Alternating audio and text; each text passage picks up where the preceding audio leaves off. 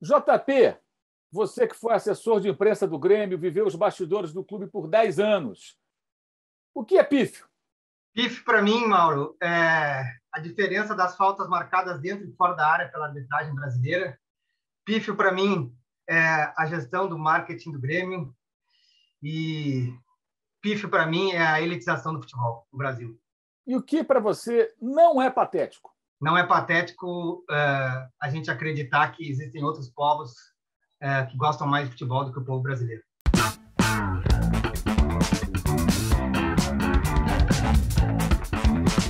Patrocínio Amstel. Esse é o Dividido no All Sport. O entrevistado da vez é o João Paulo Jobim Fontoura, o JP, que foi assessor de imprensa do Grêmio entre 2010 e 2020, autor desse livro aqui que está comigo aqui na mão, tá? Jornalismo e Vestiário, Histórias e Bastidores contados por um assessor de imprensa. O livro é muito interessante porque o JP conta muitas coisas dos bastidores, muitas histórias, não só para gremistas, não. É um livro interessante para gremistas, para torcedores de clubes de futebol no geral, para entender como funciona essa relação. E, claro, para quem estuda jornalismo, para quem é jornalista, mais ainda, porque tem muitos ensinamentos aí de experiências que o JP acumulou ao longo da sua trajetória trabalhando no Grêmio. Obrigado por conversar com a gente, JP, mas vamos de cara para falar do seguinte, vamos começar mais leve, né? Logo no começo do livro, você destaca a importância do vestiário e a presença não só dos jogadores, comissão técnica, dirigentes, massagistas, médicos, etc., mas até dos puxa-saco, né? Aquela turma ali, os baba-ovo, né? Que vão ali para o vestiário e tal. Tem alguma história de algum puxa-saco conto mais, assim, que vale a pena lembrar? Alguma coisa curiosa? Ô, Mauro, muito obrigado pelo convite. Sabe que eu sou teu admirador de longa data, então, para mim, foi com muito prazer que eu recebi o teu convite e fazer parte do teu programa aqui para falar não só do livro, mas da experiência no mundo do jornalismo esportivo, que é o que eu mais gosto. Em relação à questão de puxar saco em vestiário, eu vou dar um caso assim, que junta algumas coisas, né? Alguns elementos de vestiário, né? Não só a questão de quem não deve ali circular, mas de quem tem poder dentro de um clube de futebol e exerce esse poder sobre quem não tem poder e nem deve ter, que é o caso do assessor ou de algum outro colega. Esse caso nem aconteceu comigo, tá? Eu só presenciei. O cara tem o cidadão lá, o bonito, como tu gosta de falar assim, tem um cargo importante no clube, e o Grêmio vai jogar em casa contra o teu Racing, da Argentina, que, aliás, é uma das poucas camisetas que eu não tenho de Argentina aqui, ô Mauro, que vou ficar te devendo essa. O cara vai lá e pede para tu trocar a tua camiseta, uma camiseta do Grêmio, que tu não tens acesso, né, mas tu tens acesso ao vestiário, porque o sobrinho dele coleciona camiseta de futebol. E como é que tu não vai executar essa, entre aspas, missão, se quem está te dando essa ordem tem muito poder dentro do clube? Então, isso para mim é uma das curiosidades que eu vi presenciar e que preferia não ter visto. Pois é, né? Confunde-se muito a função do jornalista que atua como assessor de imprensa de clube com outros papéis ali, que, aliás, alguns ninguém deveria ter, né? A gente vai falar sobre isso adiante. Agora, você aborda também a diferença entre a verdade e a versão oficial. Queria que você falasse um pouquinho sobre isso, acho que é bem importante, né? Porque você era repórter no rádio, no jornal, então você estava ali apurando as informações e passando as informações para os seus ouvintes, depois para os seus leitores, e de repente você tem que trabalhar com nota oficial, com informações que são passadas, às vezes filtradas, é claro, porque dentro do clube de futebol, evidentemente, como numa empresa, né, nem tudo vai ser colocado abertamente. É um outro lado do balcão, como a gente diz, e, de fato, implica aí algumas situações diferentes, né, para o dia a dia de uma redação, por exemplo. Assim, Mauro, primeiro, que os conceitos que eu fui adquirindo com o passar do tempo lá, eu digo os conceitos teóricos, que eu fui estudar um pouco assessoria bem depois, na minha faculdade não tinha disciplina, 17 anos atrás, quando eu me formei, e por conhecer outras pessoas que estavam estudando o tema de assessoria de imprensa e gerenciamento de crise e tal, mas principalmente pelo dia a dia de vestiário, que é o que mais te ensina, né? E aí, esse conceito que eu abordo no meu livro, a diferença entre verdade e versão oficial, eu custei um pouco a colocar em prática e tal, porque às vezes a gente custa se dar conta dos processos, mesmo que eles se repitam na tua frente. Por quê? Porque nem sempre a repetição quer dizer que o teu comportamento tem que ser o mesmo, né? Ou o comportamento de alguém que se viu numa situação igual, a consequência pode ser diferente, né? Isso é o dia a dia que te traz. O exemplo que eu mais costumo dar para exemplificar, para quem está nos acompanhando aqui, Mauro, é em relação a jogador que fica fora de treinamentos. Isso foi um caso com um cara de excepcional nível, um jogador, me abordou para mostrar uma certa indignação ao lado dos colegas. Isso foi essa cena que eu estou descrevendo, foi no departamento médico na época, que o jogador tinha participado dos últimos 3 jogos na semana ali, né, uma semana cheia, domingo, quarta e domingo, e de uma segunda até a outra, de 10 sessões de treino, ele tinha participado de 3. Né? Ou seja, não tinha treinado 70% do período, mas tinha jogado 100%. Né?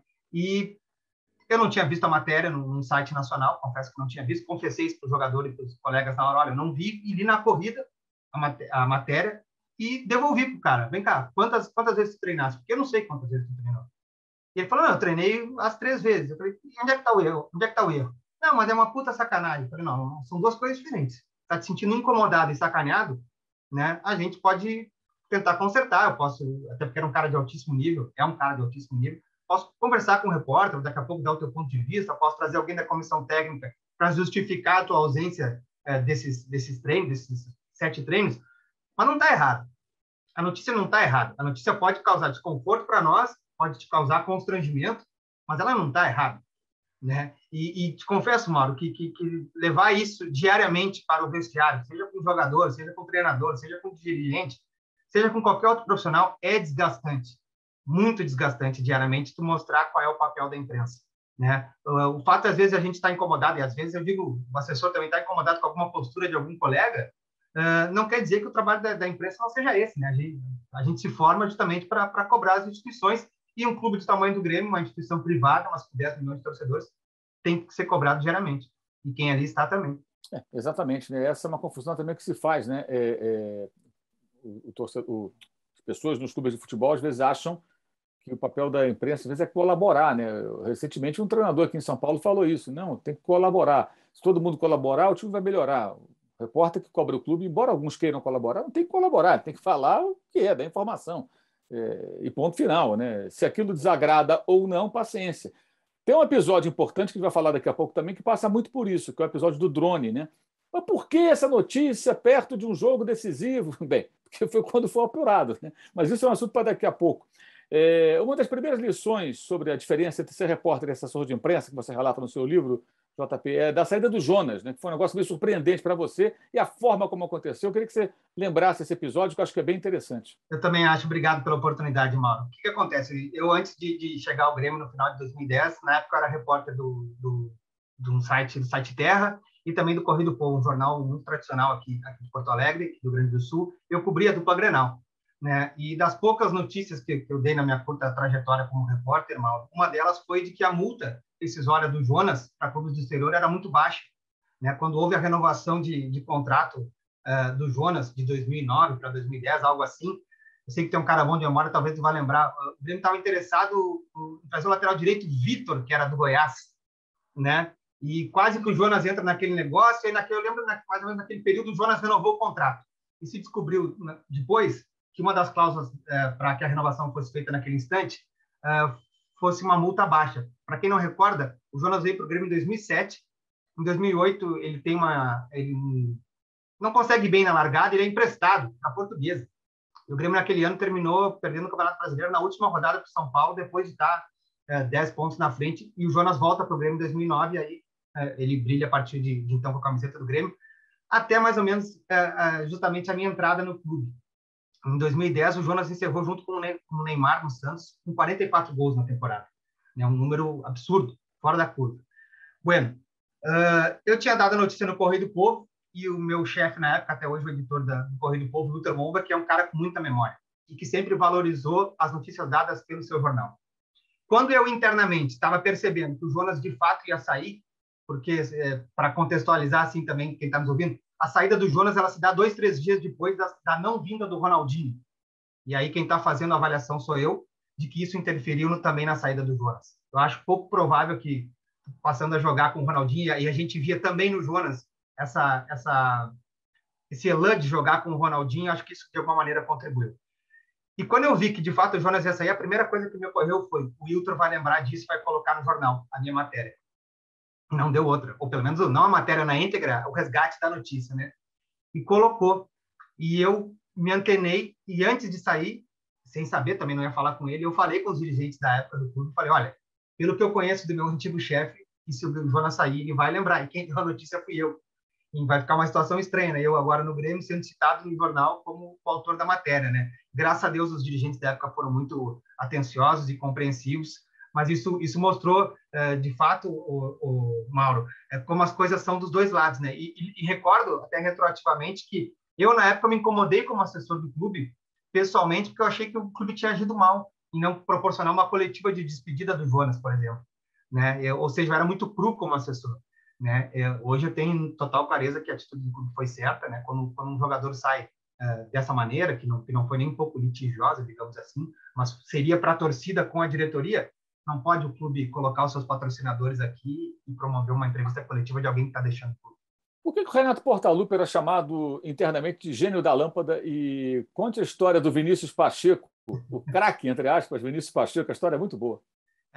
Gênio da lâmpada, se eu não estou enganado, não quero fazer uma falsa justiça aqui, digamos, do que citar alguém que não seja o autor da coluna. Tem um colunista aqui no Rio Grande do Sul, Davi Coimbra, muito conhecido, que escreve crônicas, né, às vezes sobre futebol também, e, salvo engano, uma vez, para fazer elogios ao Renato, ele fez alguma alusão a isso, tipo, o Renato era um gênio e tal, gênio da lâmpada, alguma brincadeira nesse aspecto, e que internamente eu lembro que foi para o lado da brincadeira, mas o Renato também gostou do apelido, do que foi dito e tal. O apelido foi imposto por nós, digamos assim, né? Ninguém o trata como gênio da lâmpada, a não ser nós que não temos, na época não tínhamos a representatividade, digamos assim, dentro de um vestiário para impor um apelido ao Renato, né? Quem somos nós para dar apelido? O episódio do Vinícius Pacheco também foi um dos primeiros na minha trajetória no clube, foi bem engraçado.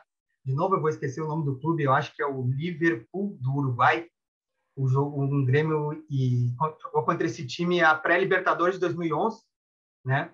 Na primeira partida, acho, da temporada, uma das primeiras, o Grêmio empatou fora de casa e estava empatando ou estava perdendo em casa no intervalo do jogo. O Jonas recém tinha saído do Grêmio, né? Não havia grandes contratações feitas para aquela temporada, estava um ambiente, a torcida cobrando o time, e foi a primeira experiência de intervalo de jogo que eu levo até hoje na memória, né? Os jogadores ficam todos sentados na época do Olímpica, naquelas cadeiras de trás, preguiçadeiras que falam, né? O jogador vai ali, baixa a meia, alguns trocam o uniforme e tal, e ficam aguardando aqueles 5, 6 minutos que o treinador vem, passa alguma orientação, anuncia as trocas que vai fazer e tal, faz alguma cobrança. E o Renato chegou com um apito, que é característico dele, assim, girando no dedo, da maioria dos técnicos, e começou a cobrar um por um. Tu é craque. No caso do Renato, você, né? O Renato fala você. Você é craque, você é craque, você é craque. Ninguém olhava para o né? Tomando uma dura, o jogador baixa a cabeça e tal, né?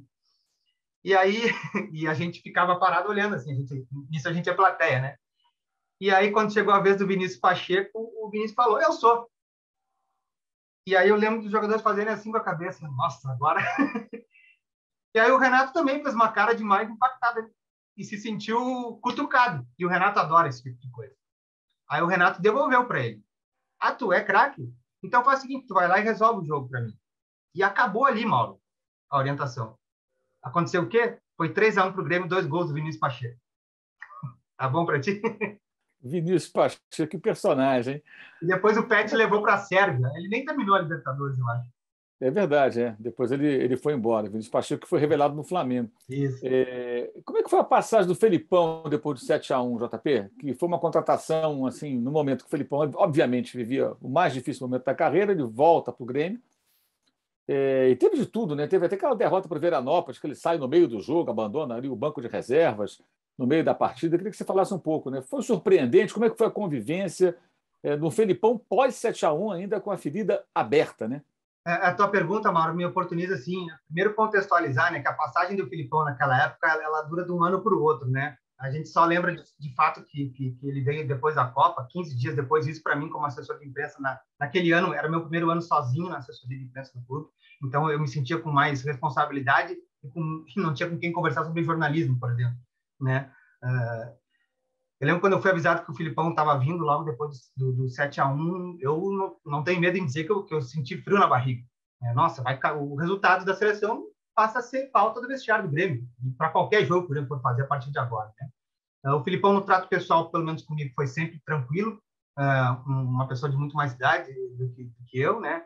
Sempre respeitoso em relação à função de assessor de imprensa, sempre ouviu, né? Aqueles minutos que antecedem uma entrevista, que tu atualiza as notícias, atualiza a classificação, fala o que as pessoas mais ou menos estão comentando nas redes sociais, o que as rádios falaram, vai antecipar possíveis pautas e tal. O Filipão sempre foi atencioso. O Filipão herdou o trabalho do Anderson Moreira durante a Copa do Mundo, assim, avaliando do ponto de vista técnico, que eu nem gosto. Eu acho que o Filipão, naquela reta final, ele ajustou um pouco o time. Muita gente não lembra, por exemplo, o Grêmio ganhou de 4-1 o Grenal, o time do Abel Braga, que terminou, inclusive, na frente do Grêmio, né, no gols do Alan Ruiz, do Luan e tal, o Dudu jogando muita bola naquele segundo semestre, né? Mas, de fato, da virada de 2014, Mauro, para 2015, eu acho que é justo que a gente faça a seguinte ponderação, a seguinte contextualização. Ali houve o rompimento financeiro do clube, digamos assim. Eu lembro o início da trajetória de 2015, saía um jogador por dia, né? Barcos, Dudu, Riveiro, Zé Roberto, Pará, vou estar esquecendo outros aqui, mas o time meio que o grupo se desmanchou, né? E houve uma necessidade de não é nem investir, né? Gurizada para jogar, né? Os pratas da casa. Então, o início de trabalho de 2015 foi bastante complicado, né? Esse episódio que tu te referes aconteceu numa partida do Campeonato Gaúcho e também chamou a atenção de todos, a mim não foi diferente, né? E o Filipão vai até o início do Campeonato Brasileiro, só até ali. Ele chega a disputar a final do Campeonato Gaúcho contra o Inter, né? E por um gol o Grêmio não é campeão, né? Embora a diferença técnica entre as equipes fosse maior, né? Ele recente tinha trazido o Cebola Rodrigues, por exemplo, joga só o primeiro Grenal da Arena, não joga no Beira-Rio, o Grêmio perde 2-1, mas assim, a passagem do Filipão tem muitos aspectos dentro e fora de campo, assim. Eu vejo assim, para mim foi um aprendizado trabalhar com ele. Houve uma passagem com o Murtosa, né, que teve até uma determinada reação, né, porque você não estava comemorando uma vitória no Grenal, mas estava de fones de ouvido, ouvindo uma entrevista que você havia acompanhado, né, com o jogador. O pessoal confunde muito esse papel do jornalista / assessor de imprensa com alguma outra função no clube, porque, é claro, venceu o Grenal, tudo bem, você está lá, faz parte, satisfeito com a vitória, mas você tem outras atribuições, outras tarefas que continuam no pós-jogo, né? Quer dizer, da mesma maneira que o pessoal tem que fechar o jornal, no rádio você tem que fazer os programas do rádio, na televisão, na internet, a gente tem que fazer muita coisa no pós-jogo, você também tem muita tarefa depois do jogo, porque a repercussão está rolando, né? Pedidos de entrevista, acompanhar a entrevista exclusiva que o atleta vai dar, o técnico, para isso, aquele veículo. Rola muito essa confusão, o pessoal não entender muito bem o papel do jornalista, que é, naquele momento, assessor de imprensa do departamento de futebol? Acho que sim, Mano. Acho que sim, a resposta é afirmativa e não necessariamente a esse contexto de pós-jogo, né? Acho que no dia a dia, muito mais exemplos eu teria para te dar, né, do que esse. Né? Esse episódio que tu te referes, para mim, ele tem muito mais a ver com a postura do Murtosa, né? E até que eu vi em alguns outros auxiliares também, que o auxiliar é o escudeiro do treinador, né? Muitas vezes ele é alçado à condição por ser um grande amigo, por ser um cara leal, né? E outra, é o tipo de profissional que quem contrata o treinador não tem como te descartar, né? A diretoria que está contratando não tem, não, eu trago o Mauro, mas eu não quero que venha o cara, não tem como, tu quer o Mauro, o pacote é com ele. Não estou dizendo que é o caso mas assim, eu sempre gosto de pontuar, eu fiz questão de colocar no meu livro, que o Murtosa não fez parte da comissão técnica que entrou para a história do Grêmio nos anos 90. Ele não fazia parte do Grêmio, né? Então, ele não tem nenhum título na história com a camiseta do Grêmio. Isso eu faço questão de dizer aqui no teu programa e dizer no livro. Esse episódio, na verdade, não foi depois de um jogo, assim, logo depois do jogo, né, no vestiário. Se deu um dia depois. Né? Foi, como eu te disse antes, o Grenal dos 4-1 na Arena. O Alan Ruiz, que era um argentino que... Não lembro qual era o clube que ele veio, não lembro qual era o clube que ele veio, mas um cara bem debochado, assim. Né? Um gurizão, um brincalhão, fanfarrão, bagunceiro, digamos assim, né? Mas um cara de bom trato, né? De bom trato. E quando se expressava na entrevista coletiva, eu lembro de um ou dois personagens assim, o cara é muito da galinhagem ali dentro do vestiário e na hora de falar é muito sério, né? O que é bem legal de tu perceber como assessor ou como colega essa diferença, né?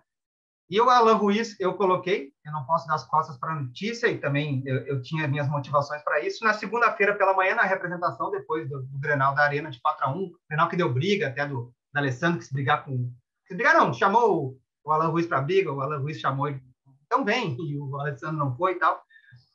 O Alan Ruiz eu coloquei para dar entrevista segunda-feira pela manhã. E foi uma entrevista super tranquila. É como eu imaginei que fosse. Ele não caía em provocação na entrevista. E subimos para almoçar, perto do meio-dia. Eu estava, nem tu, assim, estava com os fones de ouvido, ouvindo a coletiva, almoçando no refeitório, e estava, de fato, mais preocupado em relação à repercussão daquilo que seria dito sobre a minha escolha para dar entrevista, sobre a fala do Alan Ruiz, e sobre os desdobramentos do Grenal. O Grenal nunca acaba quando o dia termina, né? E eu estava, de fato, com a cara fechada, digamos assim, né? E estava de fone de ouvido e o Murtosa fez uma brincadeira, talvez ele achou que pudesse fazer a brincadeira e fez, e eu me arrependo de não ter respondido para ele. Brincou com o Filipão que, olha aqui a cara do teu assessor, parece que nós nem ganhamos o Grenal, né? E eu me arrependo de ter dito para ele que aquele foi o primeiro Grenal que ele ganhou, né? Eu sou gremista há muito tempo e trabalhei no Grêmio 10 anos e tive a chance de participar de muitas vitórias em Grenal. Não seria aquele que mudaria meu comportamento. O Alan Ruiz ele veio de São Lourenço, né, para o Grêmio, naquela época, né? Depois voltou lá para a Argentina, para o Colón. Colón eu lembrava, caminho.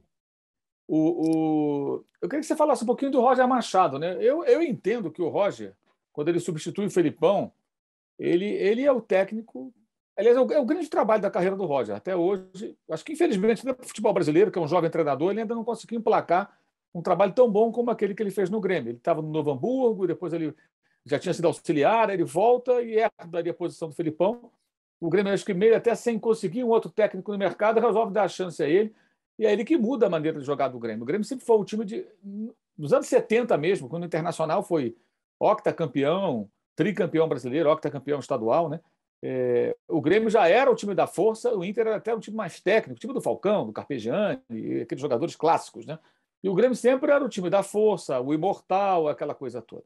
E, de repente, com o Roger, passa a ser um time de posse de bola, troca de passes. Tem um famoso gol contra o Atlético em Belo Horizonte, que você cita no livro, que é uma aula de como sair da pressão do adversário no próprio campo, sem dar o chutão, e como aquilo se transforma numa jogada que resulta em gol. É um dos gols mais bem trabalhados nos últimos anos no futebol brasileiro. E sendo um gol do Grêmio, que geralmente era na força, na vontade, na disposição, na imposição até física de alguns jogadores, aquilo chamava muita atenção, porque nunca foi o perfil do clube, salvo talvez algum fragmento na história do Grêmio que tenha sido assim, mas em geral não era esse. E a própria torcida nunca sempre assumia esse lado mais de um time mais raçudo. E a partir daí o Grêmio muda bastante, né? Depois tem a passagem do Renato, que eu acho que melhora o desempenho do Grêmio. O Renato tem muitos méritos ali, mas o Roger rompeu, né, com algo que era meio que o DNA gremista, né? Transformou o Grêmio num time técnico, né? O Maicon numa função diferente do meio-campo e tudo mais. Queria que você falasse um pouco sobre isso, é que você viveu ali o dia a dia.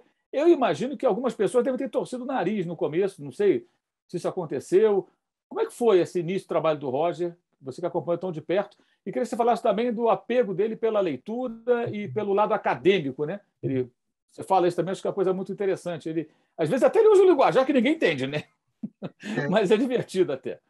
Vou tentar separar, porque é muita coisa dentro da tua pergunta, Mauri. E confesso que me deixa minimamente constrangido, porque, como eu descrevo no livro, o Roger foi um cara que virou meu amigo, né? E ele que botou isso na minha cabeça, JP, aceita que eu sou teu amigo, porque eu brincava, Roger, tu é o meu lateral esquerdo do meu time de botão, não tem como eu ser amigo do lateral esquerdo do time de botão, né? Mas, enfim, brincadeiras à parte. O Roger é um cara, e ele começou como auxiliar do clube em 2000, final de 10 para 11, com o Renato, justamente no período que eu entrei. Então, coincidiu também isso e a gente desenvolveu uma amizade muito legal, e isso me passou pela cabeça no momento que o Grêmio trouxe ele. A minha memória, o que ela lembra, o Mauro, não houve nariz torcido para a chegada do Roger. Acho não, com certeza, pela identificação que ele tinha com o clube e pelo atual momento que ele vivia. Não lembro se era Juventude ou Novo Hamburgo, mas era a sequência de 2 trabalhos aqui no interior do Rio Grande do Sul. Eu acho só que de fato, houve uma ruptura de linha de trabalho, né? O Roger é um cara que, aproveitando a tua pergunta aí, aposta muito no conteúdo, né? Então, ele estava recém-formado, digamos assim, né? Eu fui um dos poucos que tive a chance de ser convidado para a formatura dele na época em Educação Física, com a parte teórica latejando, assim, né? E ele levou isso para o dia a dia de trabalho, né? Eu concordo contigo nesse aspecto que, às vezes, o dia a dia não permite que tu sejas tão explícito nas tuas explicações. Eu conversava em alto nível com ele sobre esse tipo de coisa, né? Mas eu acho assim, Mauro, que o Roger teve uma contribuição fundamental de espírito para aquele momento, né? O meu livro também destaca assim, né? Eu sei que tem um cara que cultiva bastante a memória, né? Ainda bem que os primeiros 2 tiros que o presidente tentou dar caíram na água, né? Porque o Grêmio tentou o Doriva, que hoje é auxiliar técnico, o Silvinho no Corinthians, na época estava no Vasco. O azar do presidente, Eurico Miranda, atendeu o telefone antes, né? E soltou o verbo. E depois o Grêmio tentou trazer o Cristóvão Borges, eu não lembro aonde que ele estava, e só não houve o acerto porque o Cristóvão queria trazer o preparador de goleiros. O Grêmio recém tinha alçado a comissão permanente, o Rogério Godoy, que hoje é o preparador de goleiros do Palmeiras. O Roger, de fato, rompeu isso, e também é uma conjunção de coisas que no futebol acontecem, né, Mauro? Por exemplo, o Rodolfo recém estava saindo do Grêmio, que era o capitão do time. Internamente, a liderança, né? Para quem que vai a abraçadeira? Para o Michael. Aquilo, é tudo opinião minha nesse aspecto, tá, Mauro? Aquilo incutiu uma responsabilidade no Michael. Quando o Michael percebeu também que o Roger centralizou nele, e também na figura do Douglas, mas começar a armar o jogo mais de trás, como eu não gosto de falar sobre tática, eu não entendo nada, mas o pensador do time, pensar o jogo mais de trás, eu acho que o Michael cresceu, os resultados aos poucos foram aparecendo. Tu falaste do jogo contra o Atlético Mineiro, tem um jogo, acho que é o primeiro do Roger na Casa Mata aqui, contra o Corinthians, o Grêmio faz 3-0, não lembro quem era o técnico do Corinthians, mas era um timaço do Corinthians, e o Grêmio faz 3-0 aqui. Eu lembro o pessoal se olhasse, mas como 3-0 essa semana passada esse time não ganhava de não sei quem, né? Então, aos poucos, o trabalho do Roger foi surtindo efeito, e aí eu deixo para os jogadores que trabalharam com ele falar do quanto proveitoso foi o convívio com o Roger, e eu, graças a Deus, cultivo esse convívio até hoje.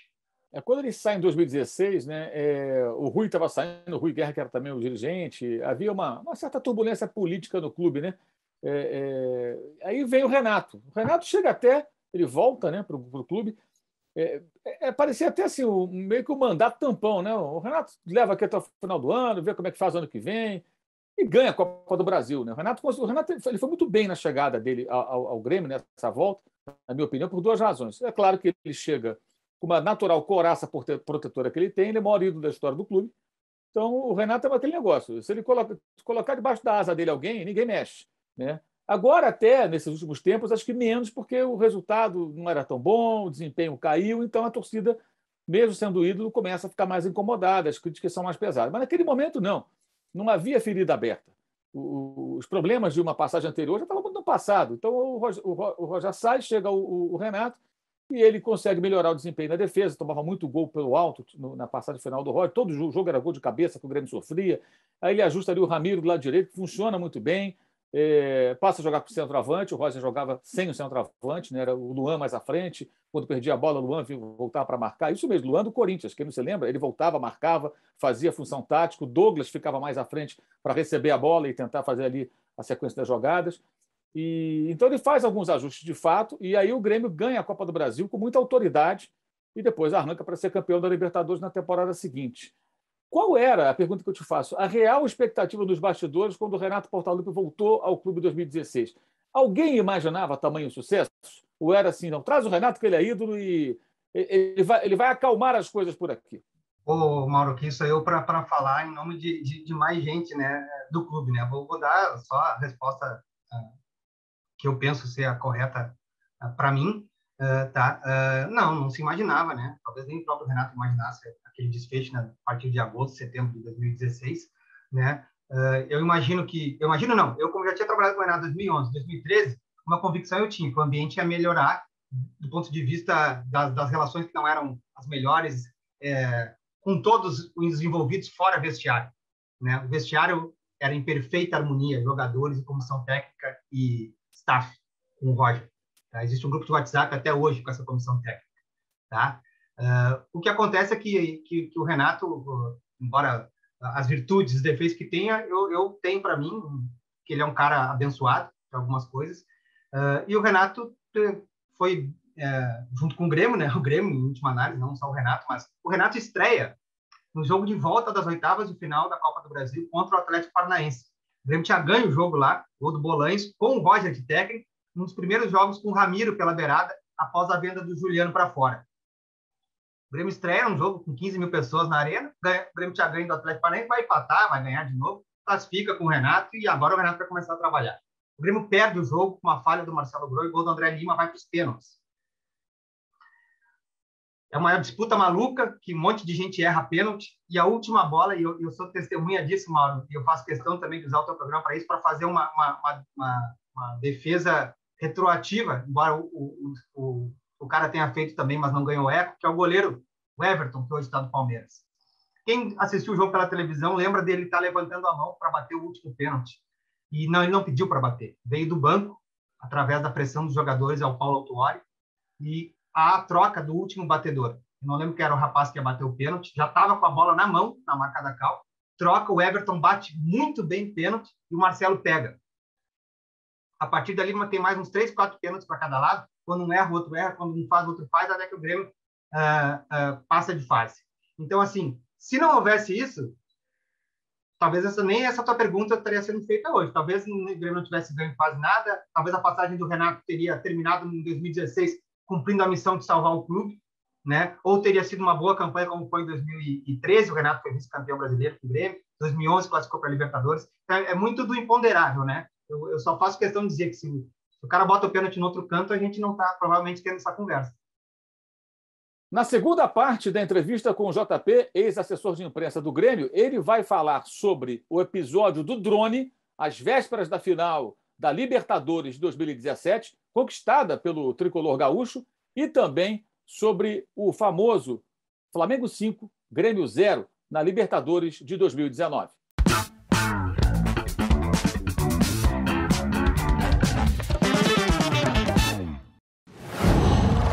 Qual